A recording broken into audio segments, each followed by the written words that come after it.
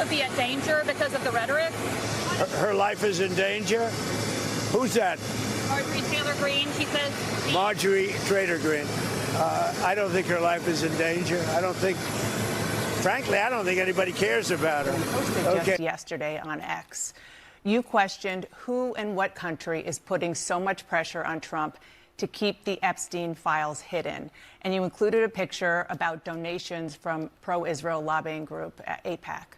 What are you trying to say there? Mm-hmm. Well, I think it's the question that many Americans are asking, especially when we saw information recently come out in these emails that the Oversight Committee that I serve on has released. And we saw Jeffrey Epstein with ties to Ehud Barak. We saw him making business deals with them, also business deals that involved the Israeli government and seems to have led into their intel agencies. And I think the right question is to ask is, was Jeffrey Epstein working for Israel? And I'm proud to say I don't take money from AIPAC. I don't take money from any special group of people. I'm just representing my district and the American people. And so that's what I was referring to. I just want to be clear. Are you saying Israel is pushing the president of the United States to cover up the Epstein files? And what evidence do you have that that is the case? I simply just asked out loud, is there a foreign government? It could be any foreign government, but is a foreign government pushing to keep this covered up? Because people just don't understand the big fight against. Well, you had AIPAC up there. It was pretty clear which government you were talking about. That I'm questioning that government in particular and questioning any other foreign government. This is an email from April 2nd, 2011.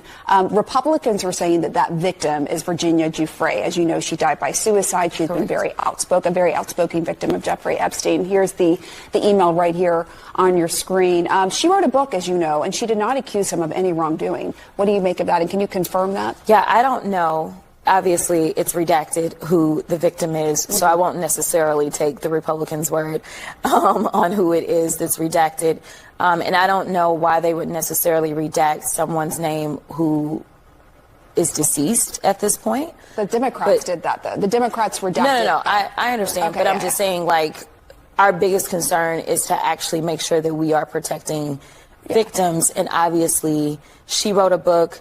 She told her truth. The president has not been accused of any crimes or wrongdoing as it relates to Jeffrey Epstein or these files, even with these emails being released. That's one thing that we need to make clear. But one thing about... He has not been charged yet. Yes. Yeah, there's no accusations, though, of any wrongdoing so far. Wow, folks, they are trying their hardest to pin something on President Trump. We got to get into it. It is Monday and it's time for Pop and Politics. I'm KJ. Let me introduce you to my co-hosts. Of course, we have Nicole Bennett. Hey, y'all. Shelly E. Hi, everybody. And back tonight after a couple of weeks is Tyrone Keys from Soldiers of Finance right here on YouTube. How are you all doing tonight? Doing good. Great. Good. All right, we're going to dig into the latest surrounding the Epstein files, Marjorie Taylor Greene's defection from MAGA, as Trump addresses her head on today, and how she's now besties with Democrats like Jasmine Crockett and more. Also, the mass exodus from the Democrat-led states that's causing them to panic and more. But before we light this fire, folks, do your part. Tap that thumbs up, smash that subscribe button, and turn on your notifications. We are live here on YouTube. If you're on the go, you can catch us on Apple Podcast or Spotify under the name Pop and Politics. We love our chat. We shout out every super chat. So drop your thoughts, show your love, and join the conversation that the mainstream media wishes didn't exist. This is not just a podcast. This is a movement of God-fearing, truth-seeking, America-loving people that value freedom. Stand with us and subscribe so we can amplify this rallying call for freedom. All right, everybody, let's set it off. Lots to get to tonight. Folks, as you come in, please hit that like button. It helps to get this video out in front of a wider audience. And if you haven't done so already, as I mentioned, subscribe. We want to grow this community. We don't come from large like MSNBC and CNN, like some of these other broadcasters have now come onto YouTube, and they're bringing some of their larger audience with them. We're smaller, so we need each and every one of you to subscribe to help us grow. All right, folks, let's get into it. As you saw at the top of the show, lots going on today with Jeffrey Epstein. Of course, we had the big interview from Marjorie Taylor Greene. And then today, President Trump called on the House to release the Epstein files. This is image one we have here, where he is calling on them to release the Epstein files there. And he's went on the, that was a social, Truth Social post. He says, as I said on Friday night aboard Air Force One to the fake news media, House Republicans should vote to release the Epstein files because we have nothing to hide. And it's time to move on from this Democrat hoax perpetuated by the radical left lunatics. And he goes on and on there, but basically he's saying he wants it to be released. Again, he addressed the America Today, again, calling for the release of these files now. Before I get you all to sound off on this, take a look. This is clip 7. Here's what I want. We have nothing to do with Epstein. The Democrats do. All of his friends were Democrats. You look at this Reid Hoffman, you look at Larry Summers, Bill Clinton, they went to his island all the time, and many others, they're all Democrats. All I want for people to recognize a great job that I've done on pricing, on affordability, because we brought prices way down, but they're going way lower, on energy, on ending 8 wars, and another one coming pretty soon, I believe. We've done a great job. And I hate to see that deflect from the great job we've done. So I'm all for it. You know, we've already given 50,000 pages. You do know that. Unfortunately, like with the Kennedy situation, with the Martin Luther King situation, not to put Jeffrey Epstein in the same category, but no matter what we give, it's never enough. You know, with Kennedy, we gave everything and it wasn't enough. With Martin Luther King, we gave everything and it's never enough. We've already given, I believe the number is 50,000 pages, 50,000 pages. And it's just a Russia hoax as it pertains to the Republicans. Now, I believe that many of the people some of the people that we mentioned are being looked at very seriously for their relationship to Jeffrey Epstein. But they were with him all the time. I wasn't at all. And we'll see what happens. What I just don't want Epstein to do is detract from the great success of the Republican Party, including the fact that the Democrats are totally blamed for the shutdown. You know, they cost our country hundreds of billions of dollars with that, at a lot of inconvenience. So I'm for any, I don't, they can do whatever they want. We'll give them everything. Sure, I would. Let the Senate look at it. Let anybody look at it. But don't talk about it too much because, honestly, I don't want to take it away from us. It's really a Democrat problem. All right. So, folks, I got 2 questions. I'll start with you, Shelley. Do you believe this is a Democrat hoax and that Trump has no involvement in it? My second question is, do you believe the American people believe this is a Democrat hoax and that President Trump has no involvement in it? Okay, so first I'll answer this for both. I do not think President Trump is involved in it. Certainly not. We already know that he knew Jeffrey Epstein. He was friends with him. The friendship broke apart over some kind of business deal or whatever the case may be. That's already known. What I do think the American people want, they just want the files released. That's it. That is it. I think that there are players, maybe in both parties, maybe, I don't know, that sort of coalesce around so many things in politics. This to me is, I think the Republican or President Trump, he's called for the release. The file should be released. I believe that. I think that's what needs to happen. But just think about it. We have all these players. They cross administrations. They cross parties. They hobnob with each other. I say this all the time. At a certain point, party is irrelevant. These people are all together, if you will, or together elitists. They all, again, hobnob together. Release the files, whatever the case may be. I do not think President Trump is implicated in any kind of negative way. This part of it, I agree with him. This is another part of the hoax that the left is putting forth. All right. Same question to you, Nicole. Do you believe this is a Democratic hoax and Trump has no involvement? And do you believe the American people believe that? Well, I know for a fact it's a Democrat hoax. And I know for a fact that President Trump is nowhere implicated in it, because if he were, they would have released it last October, right before the election, right? So what we're looking at, people, we call this a distraction. It is distraction for both parties. When we're talking about changing the culture, and I keep telling you guys, we can't walk and chew gum at the same time. This is what I mean, because everybody, no matter who's in this Epstein files, they're going to be going through it and this and this and this and this, and their eyes aren't going to be on the prize. We need to focus. We need to focus. We've got 3 years left to change this whole culture. The last thing we need to be worried about is some dead man who's twice convicted for similar crimes, and all of the well, they're not women now, but all of the women and the victims have been paid off. I get it. It's salacious. It's juicy. It's gossip. It's what people like, but it's taking your eyes off the prize at a time when we cannot afford to do so. I think the American people like gossip.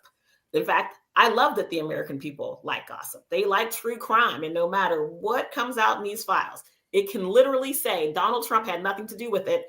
Candace Owens and that ilk are going to have some kind of weird conspiracy theory that goes back to Bibi Netanyahu, tracked back to Jesus through the Pope, and it's going to be all my fault. It's just going to be craziness that we can't afford in this moment. We have to keep our eyes on the prize. The midterms are coming really quick. This is a huge distraction. All right. All right. Tyrone, your thoughts on this same question, and what do you think the American people believe? Nicole pretty much, summed it up by saying that no matter what is revealed, there will be conspiracy theories about, whatever it is. People will want to keep it going. Trump said as much, in his response that you showed. So, we'll see what happens. I think that Trump hesitated initially because, quite frankly, I think the White House is going over who would be implicated and whether or not, or to what extent that would impact Republican members of Congress. Okay. I think they were taking their time to take a look at that. Trump is, if he's anything, he's a showman. He knows how to get ratings. Okay. And he also does this thing where he leads Trump deranged Democrats down a path, and then they're ensnared in a trap. And Trump derangement syndrome is a really strange pathology because it'll get you to do things that are not in your best interest. Case in point, the delegate to Congress, Stacey Plaskett. Okay. Oh, we're doing that next. Yeah. Okay. So you'll elaborate on that. Yeah. Yeah. His woman that, just like Letitia James, the same kind of weird pathology where you've got a whole bunch of skeletons in your closet, but at the same time, you risk exposing them by how hard you're going against Trump. And here we are. Yeah, absolutely. Absolutely. Folks, again, as you all come in, hit that like button. We need that so we can get this video out in front of a wider audience, and subscribe. See, we have a super chatter here.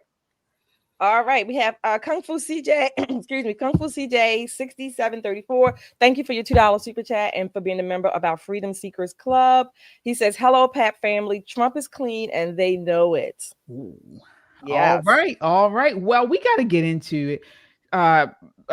Tyrone kind of segued us. So again, Stacey Plaskett. So Jeffrey Epstein, again, a convicted pedophile, a man already infamous for exploiting minors, was secretly feeding questions to Democrat Representative Stacey Plaskett during a 2019 congressional hearing.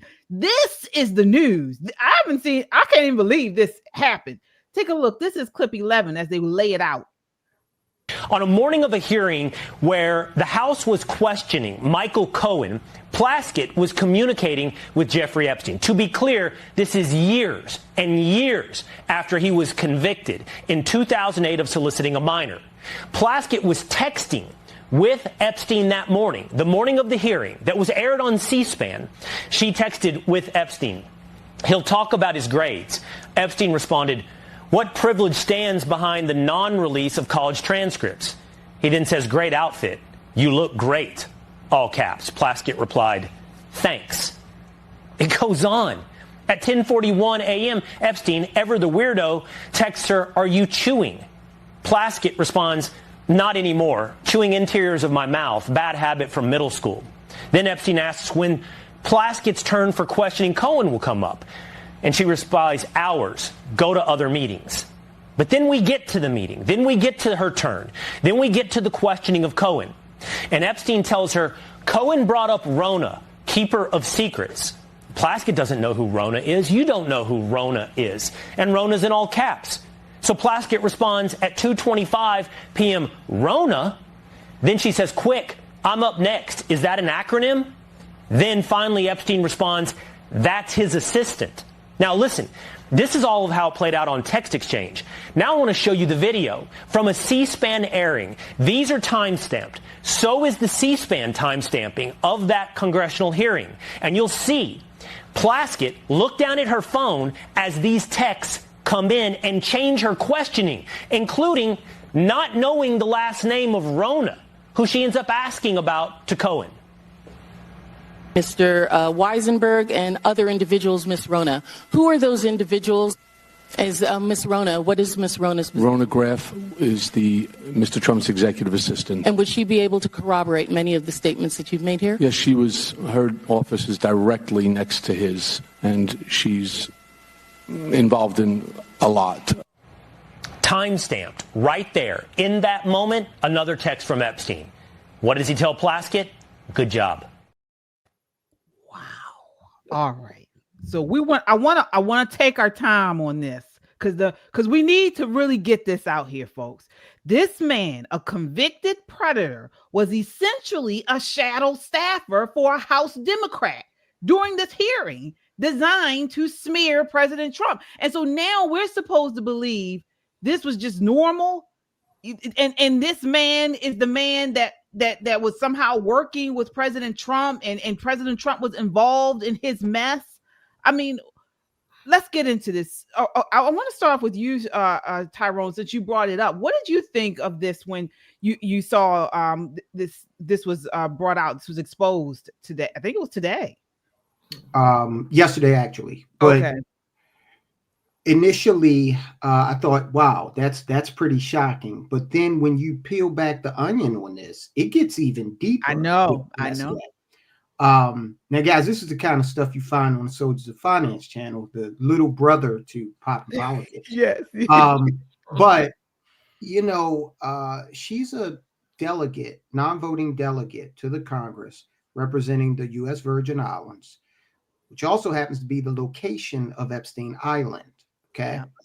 Yeah. She also worked for the firm that represented his sham businesses. This firm, Keller Haas, she worked directly for Keller Haas, which was one of the partners at Keller Haas, Ferguson and Croblin. And she's taken donations from Jeffrey Epstein.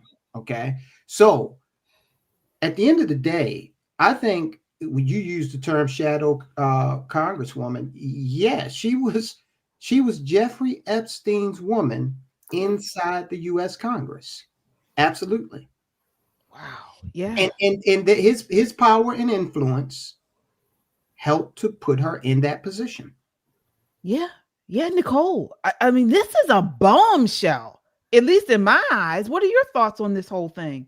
You know, a lot of creepy things happen in our Congress. Mhm. So I was not surprised. I was not shocked, but I was kind of taken aback that they didn't finish connecting the dots like Tyrone just did, right? They said, oh, you know, she was taking these things from Jeffrey Epstein. Well, how does she know Jeffrey Epstein, right? What's the money trail? So let's follow the dollars and then let's follow the influence. Who did she caucus with? Who did she talk to about legislation and policy? Because although she's a delegate, she absolutely caucuses with the Democrats, right? Is she tight with Hakeem Jeffries? Who else on that committee was influenced by Jeffrey Epstein through her? Who did she give money to? Who did she donate to? And where did that money come from? There's a whole lot of, I mean, this is like an octopus with tentacles all over the place to track it back to the source. Now that is much more interesting to me than the Epstein files, because this is going to affect sitting members of Congress, people who right now are running for cover, people who are right now who are dumping their cell phones. These folks right now in this minute are shaking in their boots, because if they can access who she gave money to, let's see, by fec.gov, right? Who she gave money to and where she got the money from, and it comes back to Epstein and his cohorts, you got some answering to do. You have some answering to do, because the Democrats sat on these files, absolutely sat on them for a reason. And it can't just be William Jefferson Clinton, because we all know he's a hoe. I mean, let's just call it what it is. He's been whoring around since the beginning of time. The problem that they're going to have is who else has been influenced by his money and to what regard. That is where the mystery lies. Absolutely. Shelley, what did you think of all this that has been unraveling?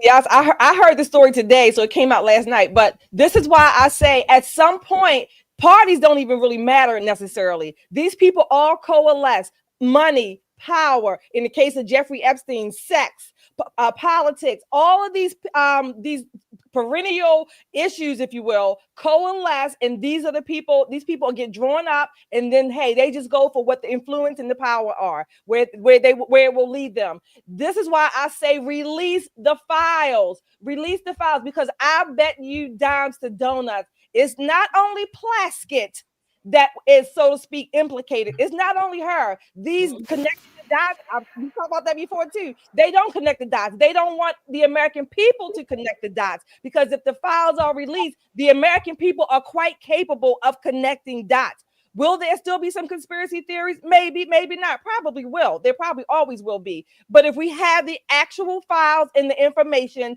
we can certainly point to and start connecting the dots. Like one of them pegboards. You know how you do the pegboards with the yarn? That's what it was going to look like a whole web, the whole web that it is. And this is why I'm going to say release the files. As again, whether you're a Democrat or not, Jeffrey Epstein knew how to, for however he did it, he got into the folds, the weeds or whatever, and he was able to influence, move, shakers, whatever, all these people. And it's not just Plaskett. She's just the face of it right now. And Tyrone, you are exactly right. She does look like Letitia Jane, Big Tish. Yeah, I mean, but this is pretty major. So when they released her name and they said this rep from Virgin Islands, I was like, well, what she have to do with it? And then I started researching it, and this was ground zero for trafficking and influence peddling. He owned Little St. James, or Epstein, and Great St. James. These are all islands in the Virgin Islands. And he used them as trafficking for over 20 years. He was luring girls and young girls, 11 years old and older. There, he bought political loyalty with donations and got $300 million in tax breaks via the Economic Development Commission. Okay, and so this is why Plaskett is key here, because she had those donations helped get her elected. So Epstein funneled over $30,000 to her campaign between 2014 and 2018, maxing out personally any personal donations. Okay. And then I think she's also part of some lawsuit with him as well.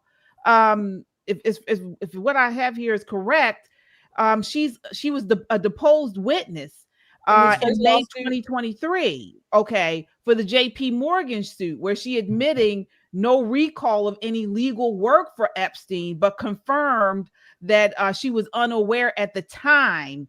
Now with texts out and, you know, all this fresh scrutiny, it's a lot tying her back to all of this. So this is a major thing. Yeah. And so while we have Marjorie Taylor Greene out here trying to throw President Trump under the bus, instead of really digging into these implications, the broader implications here. This is what makes her turncoat, her what I call Frito Corleone, a big thing. You know, she is the doofus that that's about to tear the whole house down. So let's get into that. Okay. Again, folks, as you come in, please hit that like button. We want to get this video out in front of a wider audience and subscribe. All right. So as we know, Marjorie Taylor Greene has been talking to anyone with ears who will listen. She has been trying to throw President Trump under the bus for weeks. We have been talking about this. She's been on The View. She's been on CNN. Was she on MSNBC? I know she was on I think Morning she did Joe. MSNBC a couple of weeks ago, I think. Yes. Next we'll probably see her on The Breakfast Club. I mean, she's been everywhere. Okay, everywhere. And she was on with with CNN this weekend talking to Dana Bash. Again, pushing this idea. She wants these Epstein files released. She's blaming Israel. She's sort of like Candace Owing this thing with implying that President Trump has something to do with it and more. Here she is, where she's almost got these fake tears because she's so afraid that President Trump, you know, putting her on blast has caused her to have, as she claims, you know, all types of threats of violence come at her. This is clip 2. Here, as you just heard, and I know you saw, the president says he's withdrawing support for you, encouraging primary challengers. You were one of his biggest supporters. What do you think happened here? Well, Dana, thank you for having me on, and that is true. I stood with President Trump when virtually no one else did. Campaigned all over the country, spent millions of my own dollars helping him get elected. And I think that's incredibly important. And I do support him and his administration. And I support them in delivering the campaign promises we made to the American people. His remarks, of course, have been hurtful. However, I have something in my heart that I think is incredibly important for our country. And that is to end the toxic fighting in politics. And this has been going on for years, and it has divided our country, split up friends and families, neighbors, and it's not solving our problems. The most hurtful thing he said, which is absolutely untrue, is he called me a traitor. And that is so extremely wrong. And those are the types of words used that can radicalize people against me and put my life in danger. Oh, you're a cold-blooded traitor. But before we get into this, here she is in the past making the same exact comments. This is clip 4. Because we have the votes and we're ready to impeach Alejandro Mayorkas for being the worst traitor to our country and ripping our border wide open for an invasion of 10 million people. All right. So let's get into this. I want to start off with you, Nicole. I mean, what do you think? Do you believe her? Do you think she's authentic? Do you think she's actually genuine with this rhetoric, or is there something else going on here? I've never found her authentic.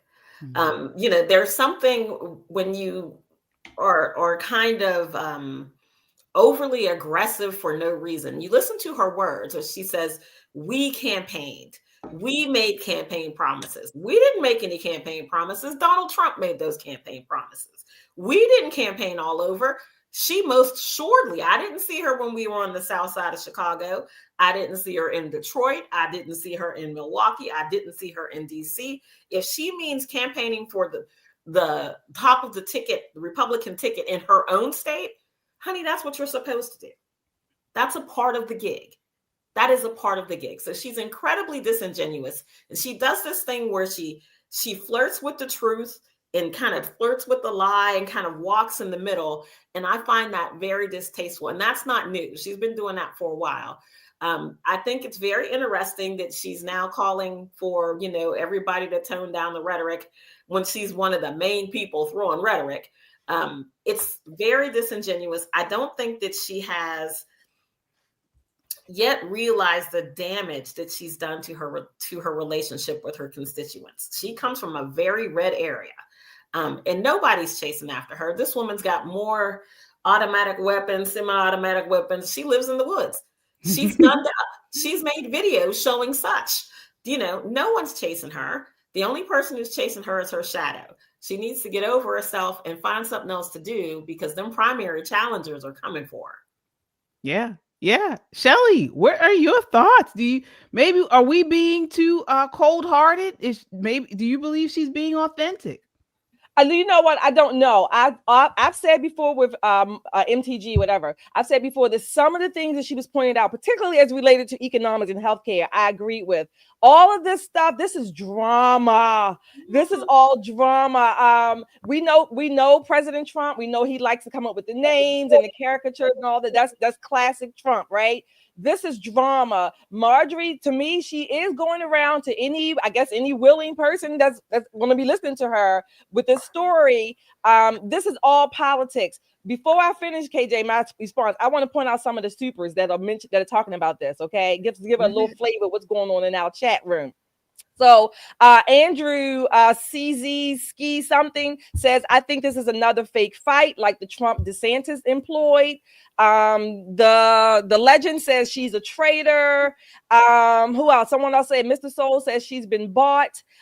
Someone says it's time for her to go back to Georgia. Someone says she's so full of it.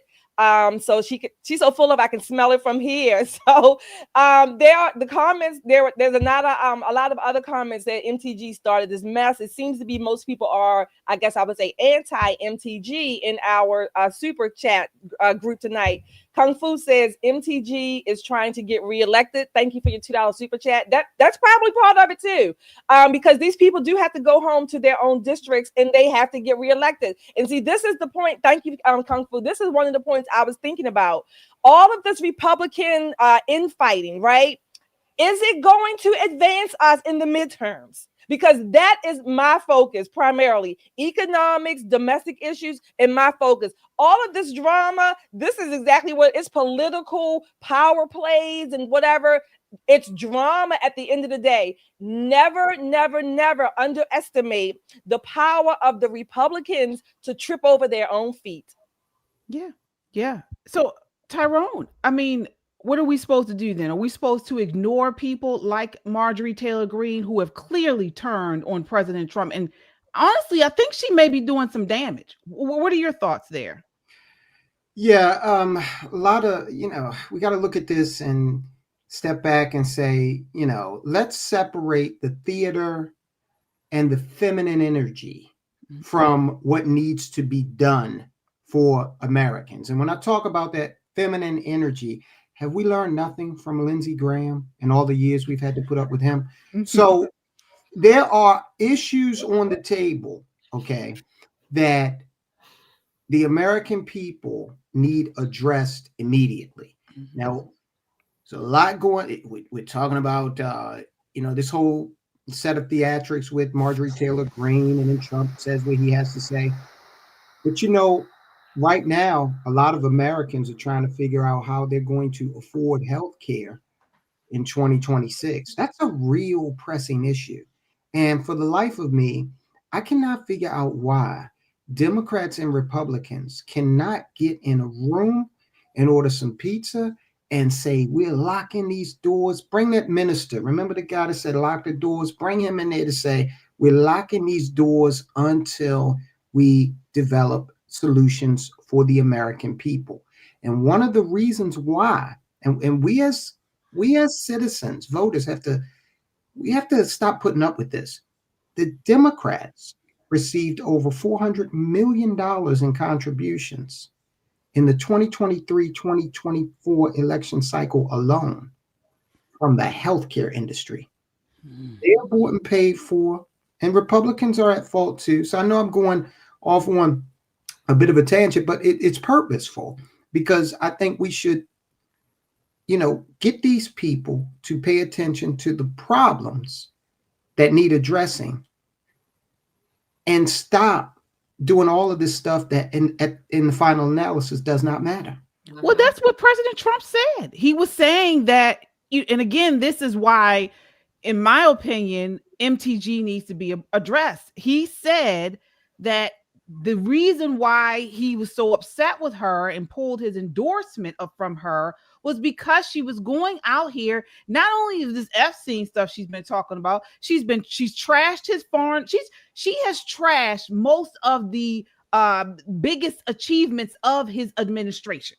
She has trashed his foreign policy with the Iraq bombings and things. She's trashed the peace deals he's made. She's trashed the economy, saying that food and things are not up. She's not happy with inflation.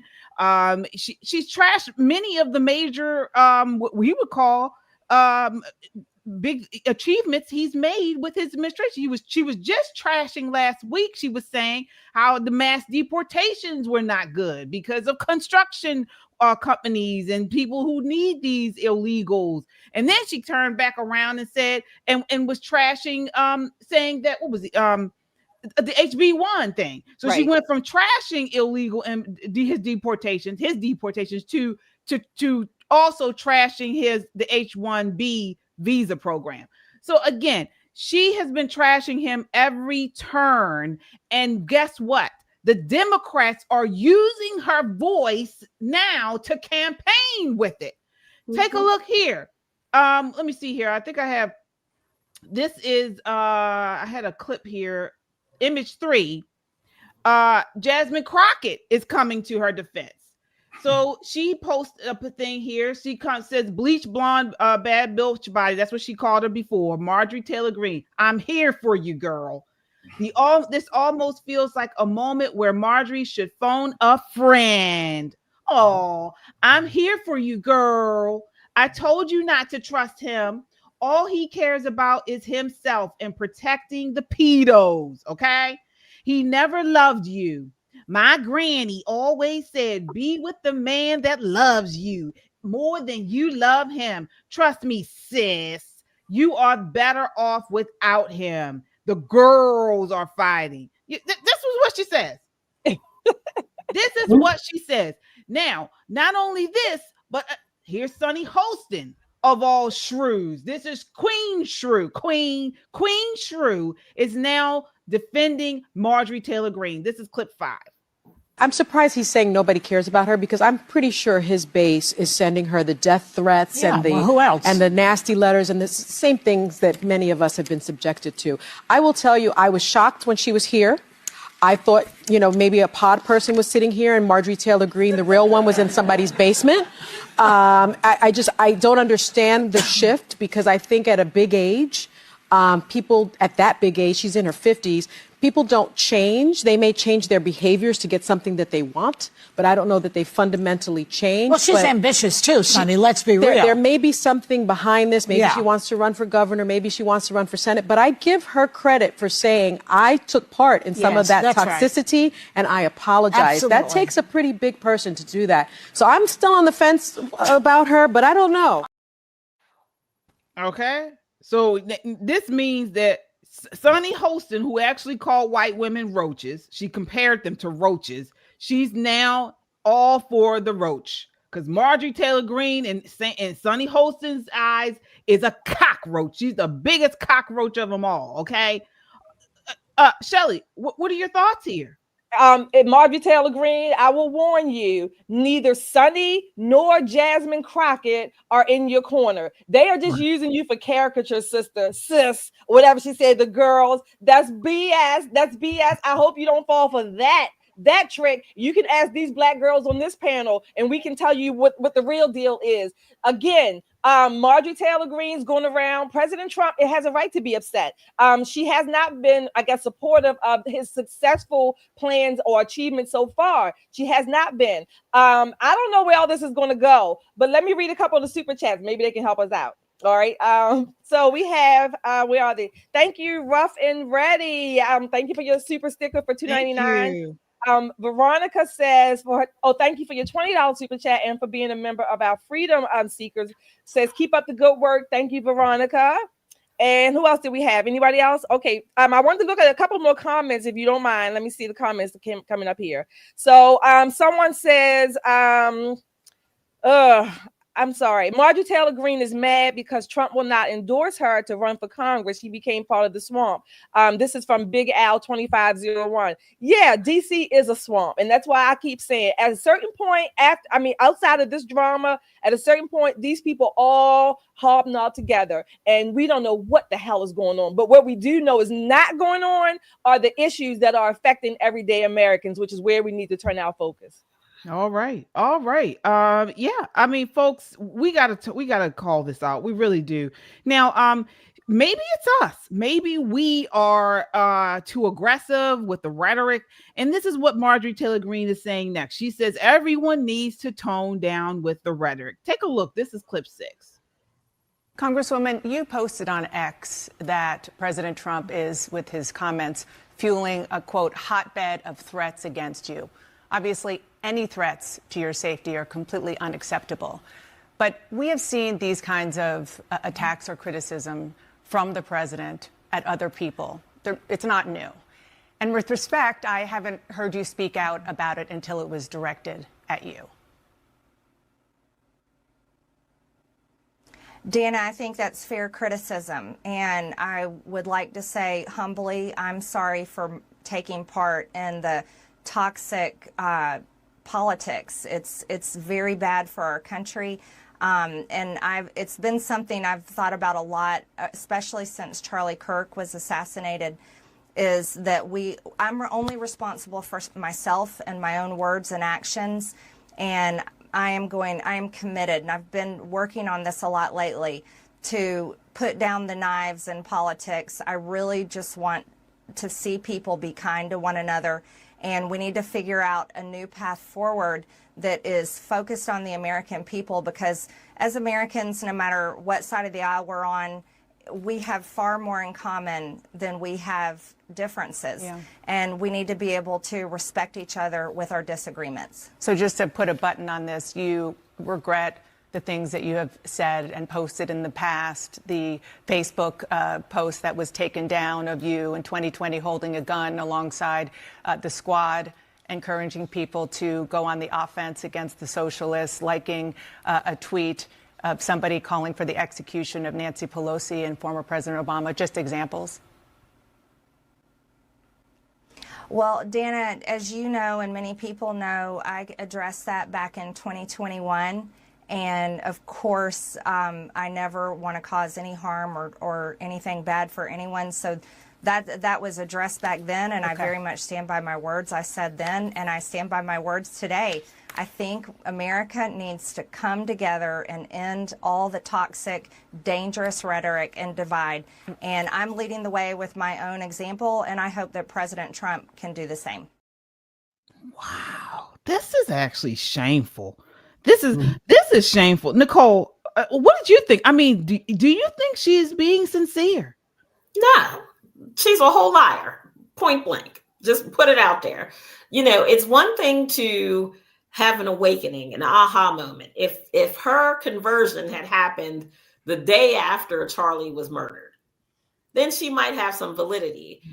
But what's happening now, and let's just call it what it is, the Georgia governor race is getting a little Republican light. You have Chris Carr who's running, Burt Jones who's running. These are people who are already lieutenant governor, secretary of state of Georgia. And she said before that she's not going to run. She's not going to run. But now she's saying, well, I don't think I'm going to run. So taking a step to the middle. And, Shelley, you had a valid point about her not believing that Jasmine Crockett and these women on The View have her back. But understand, MTG is a big time politician. She's using them for their skin color. Make no mistake, because she can't win Georgia without winning Atlanta. She cannot. She's going to have to get at least some percentage of the vote. And who better to stump for her than Jasmine Eyelashes Crockett and, Sunny Holston and the ladies of The View? Who better to stump for the person who's, I don't really want to run for governor, but man, politics have become so toxic and I'm the only one who can fix it. Girl, suck an egg. Let me tell you, run for the seat if you're running. Stop pretending like you're something that you're not. It is so distasteful. And it really does ruin your particular brand, because while you're courting these very moderate, blue dog type votes, you're losing your base. You're losing the base. So who's ever given her political advice is giving her some really, really bad advice. Yeah. Yes. Tyrone, what are your thoughts on her? Well, on that part there where she's talking about tone down the rhetoric. Yeah, she doesn't understand something very key. Most conservatives believe that we're engaged in a debate, but liberals and leftists, Marxists, believe they are engaged in a war. So when you're in a war, you don't walk across enemy lines and say, hey guys, I was wrong about a lot of this stuff. They don't accept that, and they're demonstrating that they don't. Okay, you've got the letter from Jasmine Crockett, who's pushing 50, by the way, and is single. So I'm confused as to why she's giving advice on men. But you've got that. You've got that demonic witch, Sunny Holston. What's going on with her husband? Isn't he supposed to be? Yeah, exactly. We want to know. Inquiring minds want to know.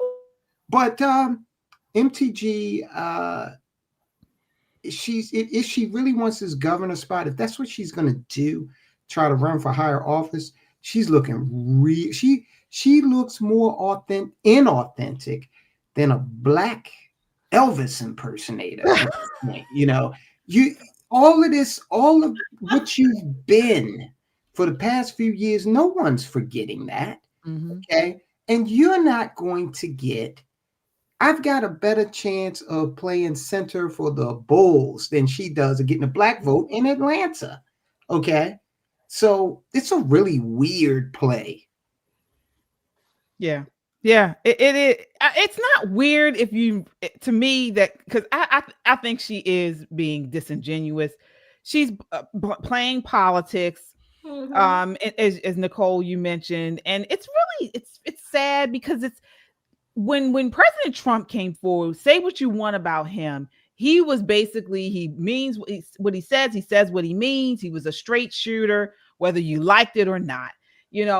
And we've kind of gotten used to that. And now she's sort of coming back with that phony, fake, go wherever the wind blows politician. I hope she's primaried. I really hope she does. I hope she's put out of her position. And we'll continue to follow this story and see what happens there. Folks, as you come in, hit that like button. It really helps to get this video out in front of a wider audience, and subscribe. All right, so I want to change gears here a little bit and talk about people that are leaving states with Democrat governors. So it's a hot topic that's got everyone talking. So we're calling it the Great American Exodus from blue state hellholes. Okay, so with sky high taxes, crime waves, overregulation, and woke policies driving folks insane, millions are voting with their feet and fleeing to redder pastures. Based on the latest U.S. Census Bureau data for July 2023 to July 2024, 10 states are losing the most residents to other states via net domestic migration. And it's honestly no surprise. We talked about this a little bit in the past. It's California, New York, Illinois, New Jersey, Massachusetts, Maryland, where we are here, Louisiana, Pennsylvania, and Michigan and Connecticut are the top 10. So I want to ask you, Shelley, which blue state policy do you think is the biggest driver of this mass exodus? Oh, taxes. Economic taxes. People, don't be mistaken, don't be confused. Even people in blue states who are wealthy, they want to protect their assets too. They want to protect their money as much as they might pretend that they don't, or they want to have the feel good, progressive, I'm sorry for you poor people, or whomever you are, but they want to protect their money too. That's why they go to where they can get the best bang on their buck. All right. Yeah. Nicole, what are your thoughts? What's holding people back, I would say, from packing up and heading to places like Texas or Florida? Because some people aren't like us. We're still here. But, in general, what do you think is holding people back? Money. It's expensive to move, especially if you have children. Your kids, you're uprooting them from school, putting them into a different environment. And by different, I mean very different. Things, the way culture runs in red states are very different than what we have here in Maryland. Very, very different. Here when you see what they like to call undocumented, an illegal alien somewhere, there's no eyebrow raise, there's no expectation of ICE. You just kind of go with the flow. Red states is a little bit different than that. Also, most red states have I want to say a cultural more family orientedness, right? So when 4th of July, especially in Texas and Florida, when I tell you these people party like it's 1999, it doesn't matter if you're legal, illegal, here visiting, everybody celebrates. Big party. Here in Maryland, the communities celebrate a bit. It is not as robust as other states. Now, I'm not saying that's the only reason why people move, to red states. Economics, absolutely. Safety and protection, absolutely. The hoops and set yourself on fire you have to do here in Maryland to even own a handgun. Let's not even go there. All of these things mean that the quality of life is greater in red states, much easier to live. Here, it's harder to live, but once you get used to living, in a Gestapo paradise, and you don't feel like spending a few $5,000 to move, you kind of get planted here. And some of us are here just for the fight, to see what we can do, if we can flip some seats and try to get Maryland back on the right path. I think for the most part, though, the people that I know that have left, some of the 400,000 people who have fled Maryland, left because of the taxes. They left because of the fees. They left because education is horrible here. They left because there is no future. You cannot retire here. You cannot. So, people are packing their stuff and going to, especially Florida. Florida's beautiful weather. They're going to have a great governor. Byron's coming soon. So it's definitely a different cultural advantage living in a red state. Yeah. Tyrone, how does this population shift prove that Democrat governance is a total disaster? Oh yeah, it'll really become evident once they look at tax receipts, okay, and see them continue to dwindle. They know this, like they know what's happening, but they're so ideologically dogmatic that they cannot turn away from it. Now the danger here is that you get folk. Like I know somebody who fully acknowledges that they didn't want Maryland taking the big chunk of their retirement. So they became a 6-month and 1-day resident of Florida.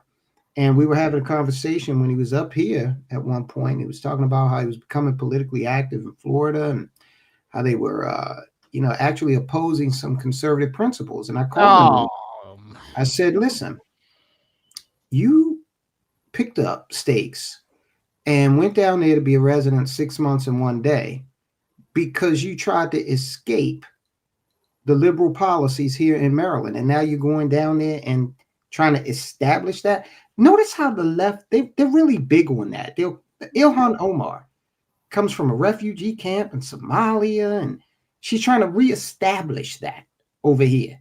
The left has a weird thing with that. So that's the danger, is that you get folk that the left is kind of locust-like in their ability to devour all the crops in one place and then get up en masse and then move somewhere else and do the same damn thing.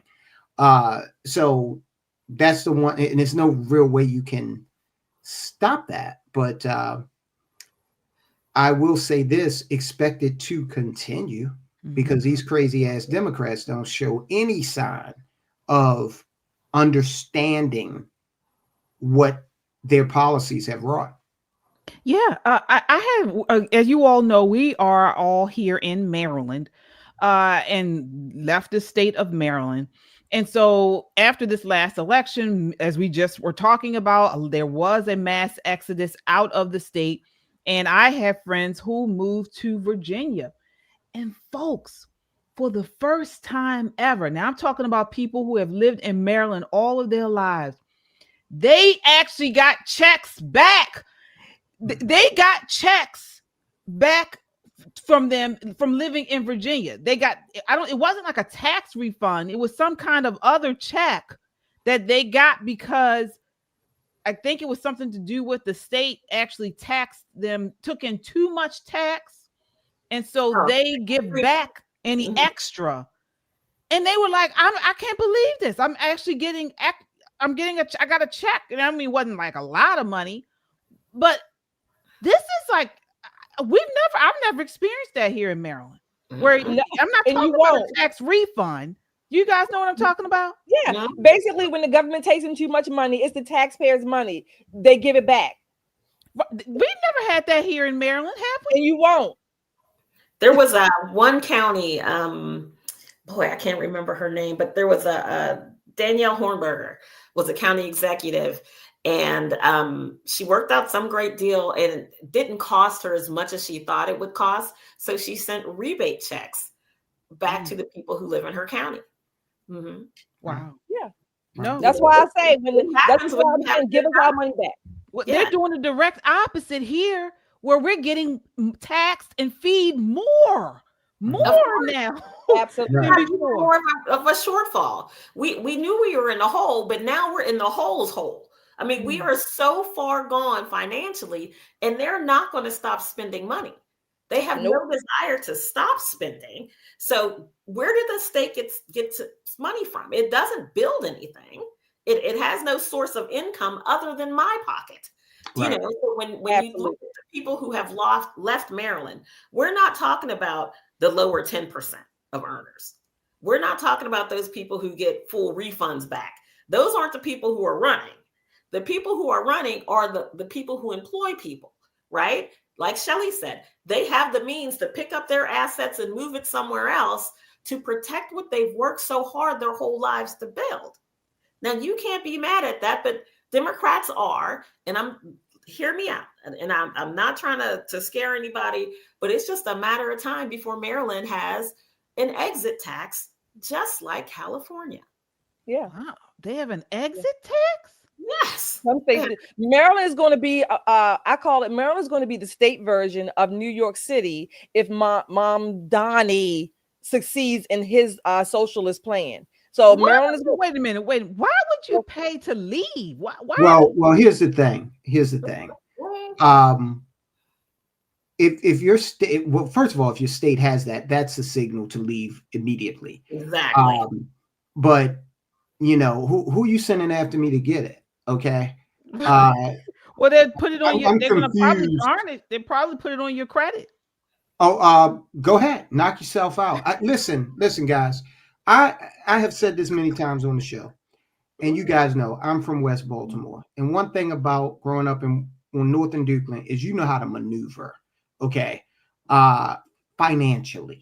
So I'm not letting that. I'm not going to sweat that. And There are many tools out there to get away from whatever the hell or whoever the hell is after you, short of the mafia.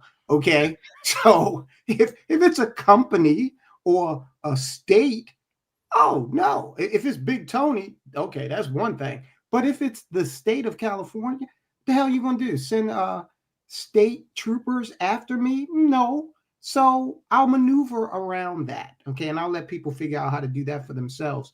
But look, let me say this too, because in this state, we had a surplus. Okay. There was a lot of hay made.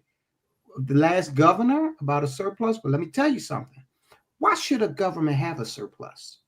If a government has a surplus, it means the taxpayers have paid too much money and it should be given back to them. So when these Republicans run around here and talk about, oh, well, I had a surplus, that's not a good thing. That means you taxed us too much and then you kept the money. So, you know, that there's that too.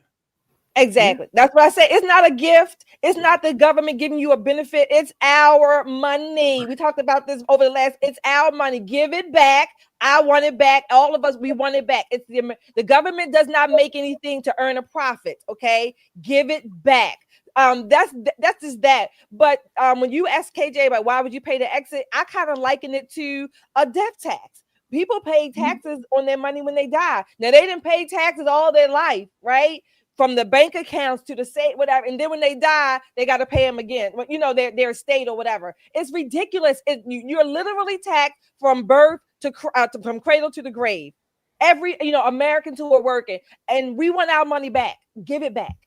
And let me that you raise a good point. Let me bring up something real briefly about that because that is very true.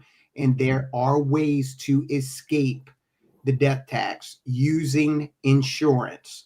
So this is another thing where people need to educate themselves to be able to maneuver around. Hillary Clinton has addressed this long ago. She talked about how she was going to avoid a lot of the death tax because she was using insurance to do it. And this is nothing new. So people, it's us against the world. You got to learn to maneuver. Absolutely. That's very well, we have a super here. Marlene, I don't know what you've been doing. Are you escaping the taxes in Florida? Marlene, she says, hello from Florida. Keep up the good work. Marlene. Hi, Marlene. Thank you for your $10 super chat. Thank you for your journalism and political commentaries with a lot of hearts. Right back at you, Marlene. Thank you for that. Josh, hi, Josh. Hey, Josh. With your $20 super chat, he says, although Maryland and Massachusetts were two of the states that moved the most significantly to the right in the last election. By percentages a little bit because of the percentages. Thank you, Josh. All right. Absolutely. Well, folks, I mean, we know there are many reasons why people are leaving these areas, and we brought up some, from crime to the taxes, to the woke policies. People are leaving these areas. And another reason they're leaving many of these areas is due to education. All right. And so that takes us to Randi Weingarten. Now, she's the president of the union, right? ATF, right. It's a teachers union. AFT, I'm sorry. All right. And here she is striking for Starbucks. Take a look. This is clip 8. And we stood in solidarity with the Starbucks baristas who are striking in more than 40 cities for fair pay and staffing levels. Students and faculty and staff on more than 100 campuses participated in a nationwide day of action. We need to make sure that the people who do the work to make America what it is, those folks, not the billionaires, get treated with respect and dignity. What the hell does this have to do with teaching? Unions. Yeah, so this doesn't have anything to do with teaching. However, I was asking myself, so when I did a little bit of digging, apparently the American Federation of Teachers, AFT, not ATF, I'm thinking firearms, AFT union, they do focus more on labor, if you will, as opposed to the NEA, which focuses a lot more on the professional class of educators. So that's the only thing I can come up with as far as her striking for Starbucks. But again, these people, this is all a grip. You got people, children who cannot read or write. This president, this union collects millions of dollars from their members. Combined, the AFT and the NEA have given over $43 million, I think, since 2022 to both parties. Of course, the bulk of it going to the left, the Democrat. And you got people, children who can't read or write, do basic math. These people are out here doing everything but educating our children or your children. Everything but. And yet these teachers, many of them on the left, many of them Democrats, we see a lot of them in the news. These teachers will give their hard-earned money. And this is why you got Randy out there striking for Starbucks. Yeah, Nicole, I mean, what is actually the role of the teachers unions? And how do they connect? What do they do for and within that role, how have they affected learning for children? Well, her role has nothing to do with children. Okay. She is a union boss, right? And her constituency are the teachers who are in the union. She could give a fat rat if Johnny can't read. She doesn't care if there's LGBTQIA stuff in the schools. None of her business. Her business is to make sure that union funds that come in from their dues are duly invested and those revenues used to pick candidates who are going to make sure that the union stays strong. Not a union busting person, but somebody who believes in the union. One of the ways that she can do that is by helping these little places that are trying to unionize. Because Starbucks has been trying to unionize for a minute. They were trying to get a union at Walmart. They've been trying to get a union at Target. They've been trying for a very long time to get people to unionize. Walmart has been very successful in busting the union on a very good basis because Walmart will fire your ass. They don't care.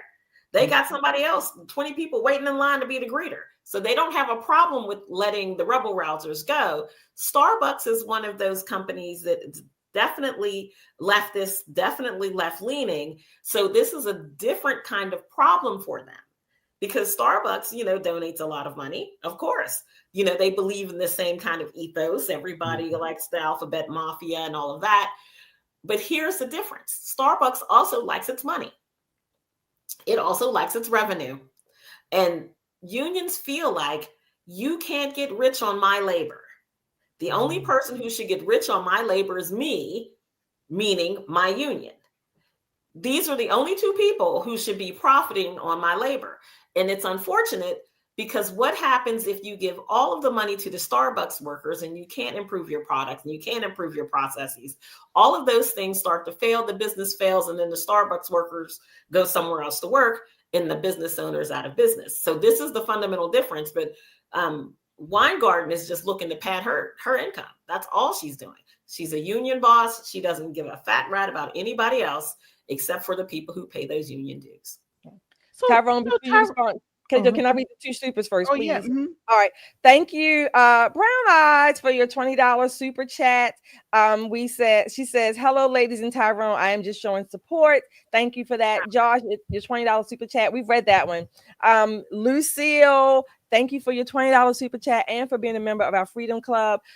Did you all see the Sean Ryan show today? It's a must see. I haven't seen it yet. Is that the one with his Charlie Kirk's security? I think so, yes. Okay. But Brown Eyes, I want to give you your song. Don't you make my brown eyes bleed. Thank you for that. Oh, okay. All right. Yes, thank you.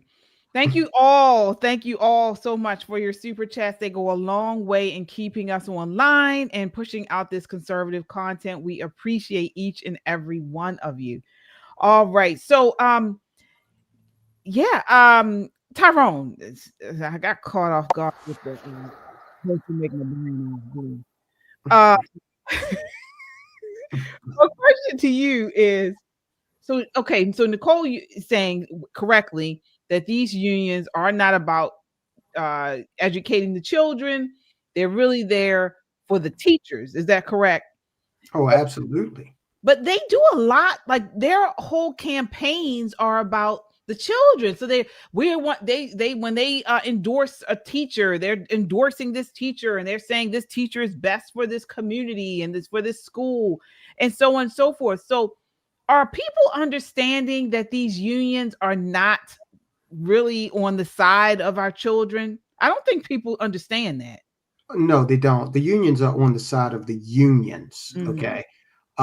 And for example, minimum wage in California, unions fought for that, and the winners, once they got it, were the IRS and unions. Okay. The people they can barely afford to bring their family to McDonald's now because wages have gone up. So has the price of a Big Mac. But liberals don't really get concepts like cause and effect. They don't get that. Okay. So they can't see a couple of moves down the chessboard. So with Randy Weingarten, I'm not surprised that she's out there doing that. The 501c3 mafia and the unions, they exist to serve themselves and to enrich their higher ups. I mean, Jimmy Hoffa, hey, a prime example. So, or it could just be an elaborate plot by Dunkin' Donuts to destroy their archenemy, Starbucks. Yeah.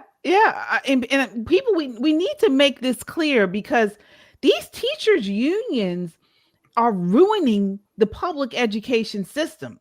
And guess what? So, and I think some people are starting to catch on. So Chicago Public Schools has infuriated parents after being caught spending millions on luxury travel worldwide, despite horrendous performance from the students. So for nearly 2 years, the Chicago Public Schools, CPS, a district already drowning in deficits, failing test scores, chronic absenteeism, was under investigation by the IG, Inspector General, for blowing massive amounts of taxpayer money on luxury travel, overseas trips, and unnecessary conferences. And what the ONG found is shocking. Take a look here. This is clip 9. Principal booked $400 a night Vegas suite for a conference at a different hotel that started 2 days after his arrival and ended after he left. Teachers took a 4,700 7-day trip to Hawaii for a 4-day professional development seminar.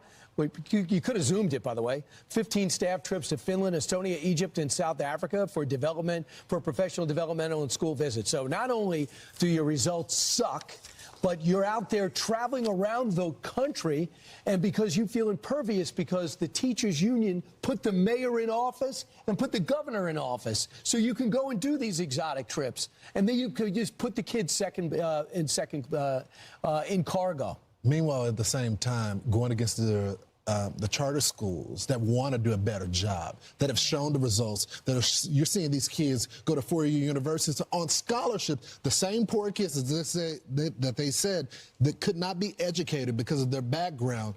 And then we can't get kids to even attend school, but it's no wonder, because if you look at the teachers, they're doing the same thing.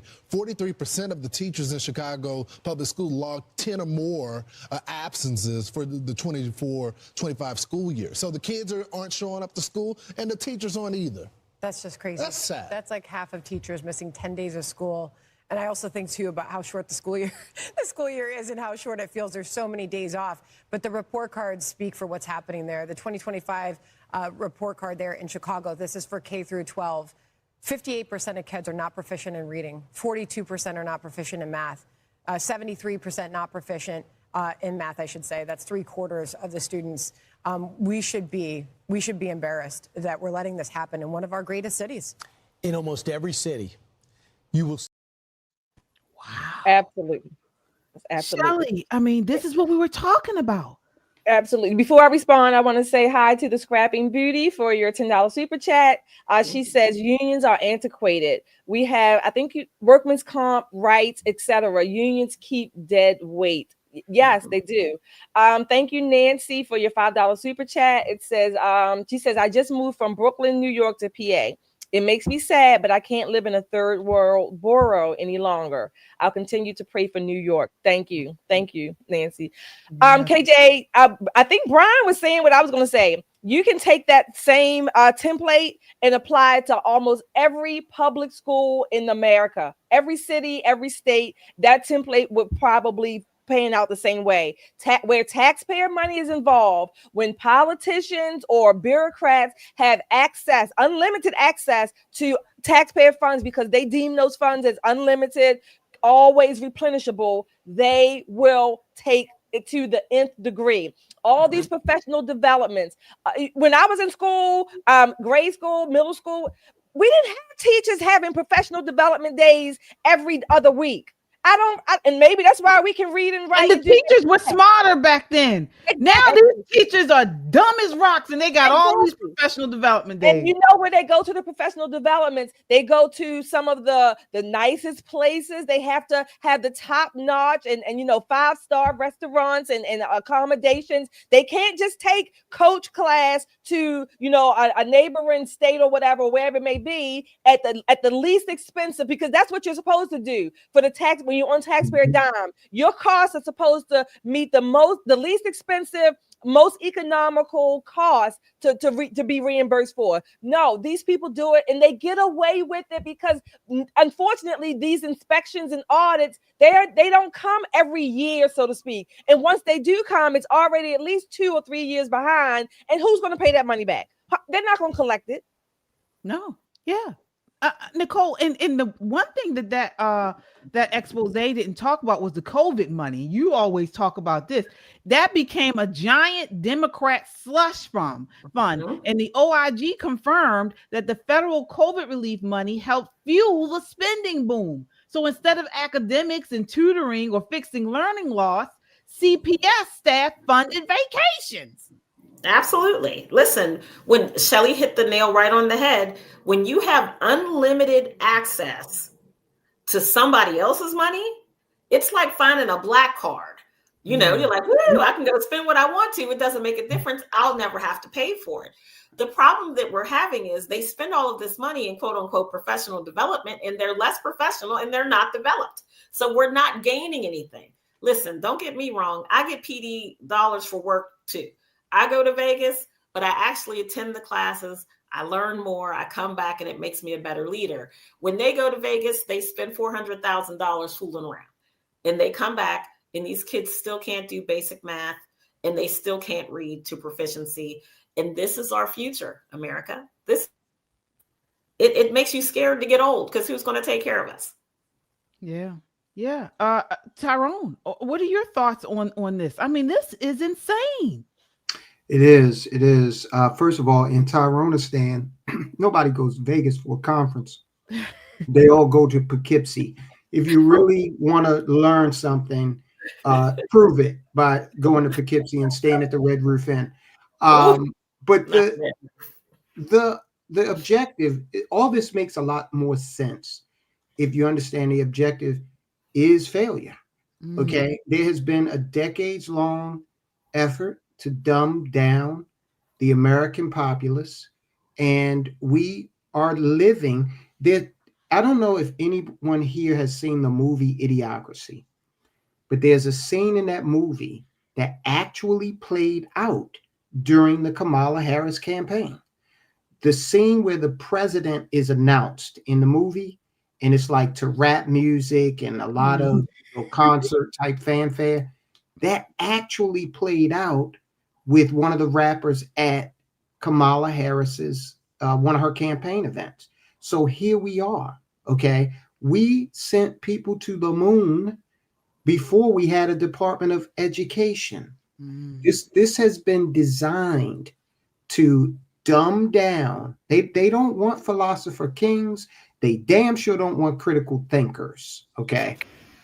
If this poppin' politics gets any bigger, there'll probably be a black helicopter outside your house at all times, KJ. This is not the kind of thing that the powers that be want. And look, Nicole, you're absolutely right. When we get older, we better stay healthy for as long as possible.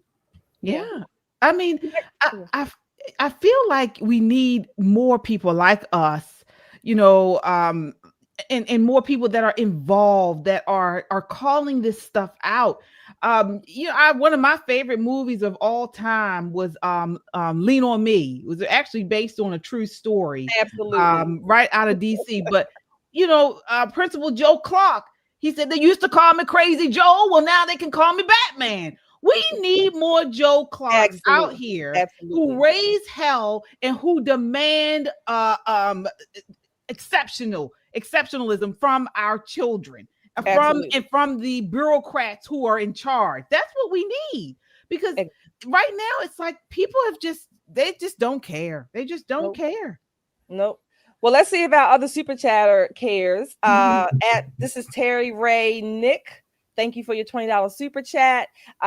Says, good evening, ladies in Tyrone. You're right about MTG's phony apology. She feels the reality of a small fish in big pond. Tyrone, don't knock Black Elvis impersonators. I have seen a few good ones. Keep speaking the truth. Thank you, Terry Ray. Thank you. Well, one more thing I want to add to this about this failure of the unions, or certainly about schools and children. I'll give you an example. We have it right here in Maryland. Sonia Santelices, the CEO or superintendent of the Baltimore City Schools, she just failed up big time. She's going to the Ivy Leagues to lead some kind of whatever center up there. And the students in Baltimore City, they probably couldn't even tell you where she's going on the map. They don't. They probably wouldn't even know where she's going on the map, what state she's going to. But she just failed up big time. Yeah, you're right. You're right. I saw somebody else in the chat said, "Oh, here it is. You smoke crack, don't you? Then you crack." Yeah. That was a line from Little Me. Right. Yes. It kills your brain cells, son. It kills your brain cells. All right.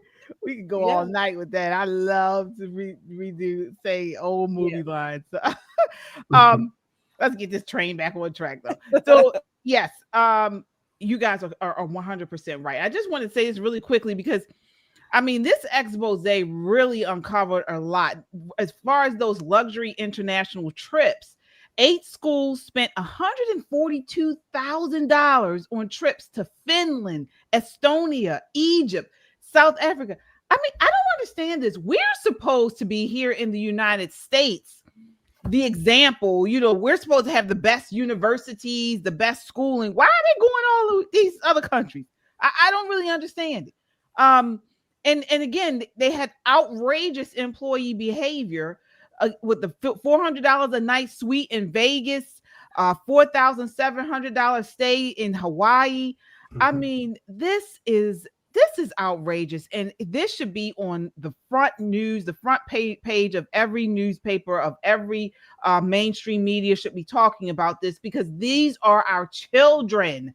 And again, as you all have said, they're failing, and this is what, and these teachers are having a good time doing. Having a good time. So yeah, we will continue to follow this, because Chicago is just a mess right now. We've been talking about it. It is a mess. All right. So finally, I wanted to just briefly touch on this story out of Baltimore City. So folks, we were talking, as we, kind of talking about this, characters like Joe Clark from the Lean on Me movie. Somebody who is fighting for our children, the community. And this right here is the exact opposite. So we have a Navy veteran, his name Buzz Grambo, works with a network of neighbors to call out and try to infringe on ICE taking out illegal aliens here in Baltimore City. So this is a guy, his name's Clifford Buzz Grambo. And when he hears ICE, which is Immigration and Custom Enforcement, agents are near here in Baltimore City in the Upper Fells Point area, he hops on his scooter and then goes down to wherever they are and tries to stop it, jump in the melee, and so on and so forth. And here he is. This is clip 11. Take a look.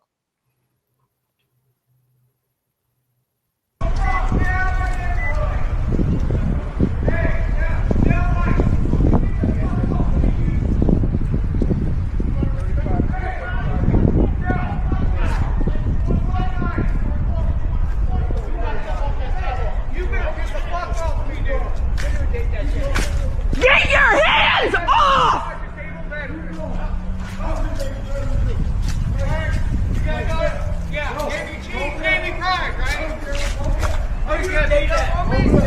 Abuse! Yeah, show that face, dude. You're on camera. Good. We clearly see you on camera. Put your hands on me. I don't care. Put your hands on me. What's your name and badge number? Come here. We will get it. No, I want his head. I want to file charges. Guess you don't remember when they did this to you and your family, huh? Hey, I want to file charges. Never. Stop that just assaulted me. Did not assault you. Yes, he did. It's on camera. It was on camera. Oh, now you're going to turn your camera on? Hey, I'm calling 911 because ICE assaulted me. Oh. No. Hey, don't run. We got you on camera. Don't run. So, folks, this is the guy. Now, you saw they called him Paul Revere. This is what they're calling him. He is trying to impede ICE. What he does again is he once he sees that ICE is in these areas, he claims he attempts to protect his fellow neighbors from ICE. So he's got it by text messages and social media posts. He zips through the streets near Patterson Park until he spots them, and then he'll try to call whomever he wants, or as we saw, he impedes their deportation proceedings. Shelley, what do you think of this? I wanted him to touch them so they could take him down. I mean, that's what I was hoping. I was hoping he touched them so they could literally, rightfully take him down. This is ridiculous. This is Baltimore City, right. The larger area, if you will, metropolitan area. And these people have too much time on their hands. Yeah. I really think they do. They don't realize. Notice that they don't realize that these illegals come into the area. They cost us money, healthcare, time, all these resources, education.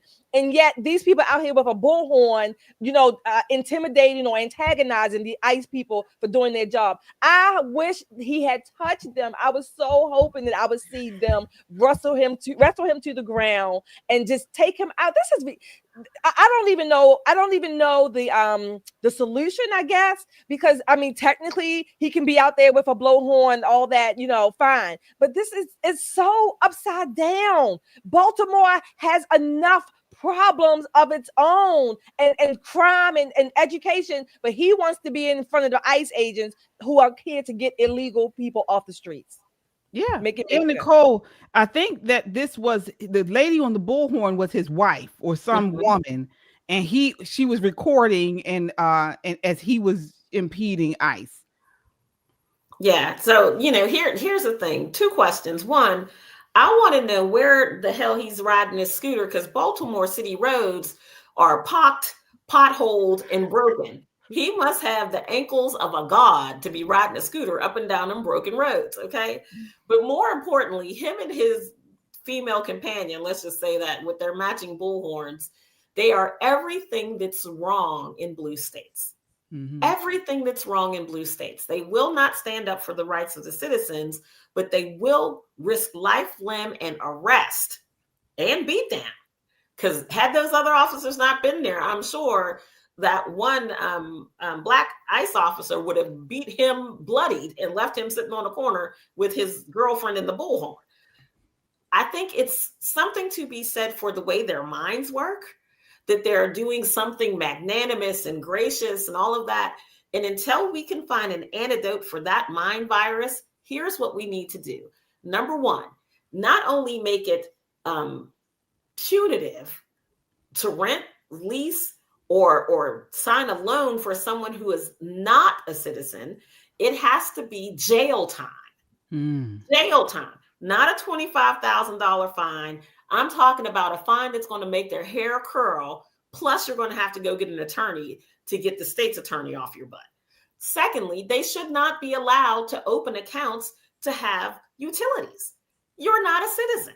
Right. There's no water for you, no heat for you, none of these things for you. We have got to get very serious about cutting off the freebies, because when we do that, they will go home. They will absolutely go home when they have no place to live, no place to work, no food to eat, no shelter. They'll go to another country. Hopefully, it's Canada. They go to Canada and live with the Canucks. But while we're here handing out free things like Pez, we've got these lunatics out here trying to protect them from our own law enforcement, who are just enforcing the laws that we have on the books. We're still going to stay upside down. And this happens not only in Baltimore City, but all over this state. Absolutely all over this state. Yeah. Tyrone, we have had, this is the first year Baltimore City does not have over 300 murders. Okay. But the murder, yeah, right. We know. But I mean, we've got all kinds of problems in Baltimore City that if you want to be out in the streets alerting, why not do some type of neighborhood watch, neighborhood cleanup? You are out here trying to stop people from doing their jobs. This is crazy. It is. And, I'm not going to call him Paul Revere. I'm going to call him Benedict Arnold. And, the perfect definition, the technical definition for what you just saw him do is bitch assedry. Because there are plenty of other places in Baltimore. He can go down to Green Mountain North. He can go to Sandtown, Winchester. He can go to Penn North. And he can say, damn it, drug dealers, I've had enough. And I'm going to stand up for the hardworking citizens of Baltimore City. And you are going to stop this. But no, what he chose to do is make himself, give himself the illusion of manhood by going up against people who he knows will not kick his ass. Okay. He's a coward. And I don't give a damn what branch of the service he was in. The service is a microcosm of society. Everything you got out here, you got in there. Okay. So that move is cowardly. He is disrespecting the Constitution of the United States of America. All right. And I would also encourage him to do this. Go to Guadalajara, go to Chihuahua, and try to set up shop. Go to Juarez and try to set up shop in the same way you're advocating non-citizens set up shop here.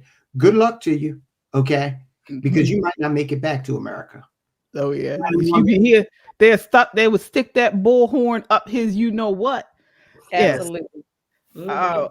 And even worse, they probably kill him with it. They would beat him so bad he would die. They'd kill him with it. So yeah, we got to continue to follow this story, but we wanted to alert you guys. This is what's going on in areas, these liberal, as we said earlier, hellholes. I mean, I hate to say it. I really do, but that's what it is. And so we want to keep you all alert to what's going on. Haven't done this in a while. We want to know what stories you need to know that aren't being pushed out in the media. So it could be a story, it could be an issue. What do you all think is something that our audience needs to be looking into, but not enough people are talking about it? I want to start with you, Tyrone. Well, I think that actually Poppin' Politics brought this up, in that Stacey Plaskett story, okay, is the tip of the iceberg. I'm glad Poppin' Politics has raised this issue. More people need to be talking about the extreme corruption in the Congress, because government is forgetting who they represent, why they exist. Okay. So you all have led the way on that, and hopefully we'll start to see more discussion about it soon. All right. Nicole, what stories do you think you're looking into and you think are important, but not enough people are listening? The Supreme Court. The Supremes always have my undivided attention. There's a case with Kristi Noem and the Department of Homeland Security against a CASA-like organization of immigrants. So they used to do this thing called metering, which means that if you were on your way to break into the United States, if they stopped you before you got to our border, they would just turn you around, that you could not apply for asylum because you technically never made it into the United States. So these organizations are pushing back and saying, well, it was our intent to be in the United States. And if you had not stopped me, then I would be in the United States and I should be able to claim asylum. So it really becomes a case of, do we look at the law as it's written and interpret it into plain language, which is what the right thinking people want to do? But there have been some lower courts decisions who said, well, the plain language can be a myriad of things. These are the same people who can't define what a woman is. A myriad of things. In the United States doesn't technically mean in the United States. It could mean adjacent to the United States. What? It makes no sense. So today, the Supreme Court agreed to get all of the documents from the lower courts and take this case up. I think it's going to be very interesting because it's going to absolutely define what they mean by in the country in order to claim asylum. Taking away that fog, taking away that gray matter is going to make it much easier for the Department of Homeland Security to do what they need to do to keep people out of our nation who come here and falsely claim asylum. All right. Shelley, what stories should we be looking into and not enough people are looking or are listening? Well, this was a bombshell, I think, over the weekend. This issue of Thomas Crooks, may he rest in hell, the Butler shooter of President Trump, the headshot. So there's more information coming out about him. There's a back and forth, I guess, between, I don't know, Tucker Carlson, Miranda Devine, the FBI. But I think this is some interesting information that's coming out. And I think it's interesting because for two reasons. Number one, the trans connection, if you will, the trans affiliation. And then if you think about it, we've had 3 or 4 other mass shootings involving these so-called trans people. So I think that's an important connection. I also think it's important, again, that the information that the public, we still don't know some of these details, and not even about just this case, but some of the other mass shooters, that maybe some more information will come out or needs to come out once we start getting more information about this person, this piece of shit here. I don't want to say his name again. I do want to announce some more super chatters here before I finish up here. We have, is it Rasubo 2? Says, the school was called Lean on Me, Eastside High School in Patterson, New Jersey. Patterson, New Jersey. Okay. Yep. Thank you. Vicky Green, thank you for your $20 super chat and for being a member of our Freedom Club. She says, love your show. Thank you, Vicky. We love you right back. And can I take a point of personal privilege here? Of course. Something else you all should be excited about. I am January 2026. There's a new regulation that's coming about, supposedly, that if you are buying firearms or suppressors and you have to get the ATF stamp, those of you who know, all that ATF fee is going to be waived. So the news that I'm excited about is that I'm going to be getting some new suppressors. All right. Well, my news story or topic that needs to pop is about people within the Christian conservative movement. So there are people that we thought were standing in the faith, voices we once trusted, who are now turning around and attacking Christianity itself. One, of course, as I've talked about on Christian Conservative, Candace Owens is a prime example. Twisting scripture, watering down the gospel, and pushing this dangerous idea of one God fusion between Christianity and Islam. Folks, we got to be clear. That is not biblical. That is not Christian. That is deception. And so this is why discernment it matters in this hour, folks. Not everyone who quotes a verse or who talks about faith is walking with Christ. So we are using this platform, or at least I do that. We do it a little bit here, but also on Christian Conservative to, push the truth And that's what we got to, continue to do. We must stand firm on the unchanging word of God and be aware that this is what people are going to start to do more and more. Fuse together all of the religions under one world order in order to push a great reset, a one world order. And we got to push back against it. So that's what I'm saying. Get folks, stay aware of. That's a story that I think needs to pop, and we're going to talk about it more this Thursday on Christian Conservative. That's at KJ Christian Conservative YouTube channel. Also tomorrow, if you again, we have the All American Talk show. You can catch them at All American Talk. They're one of our sister stations here. And they're going to be putting out the latest in news and hot topics for you tomorrow night at 7 p.m. on at All American Talk. You do not want to miss them. And then we'll be back on Wednesday night at 8 p.m. We will be back right here on Pop and Politics. All right, folks, that does it for us tonight. Thank you all so much for coming out. Until next time, count your blessings and live a life of purpose. Good night.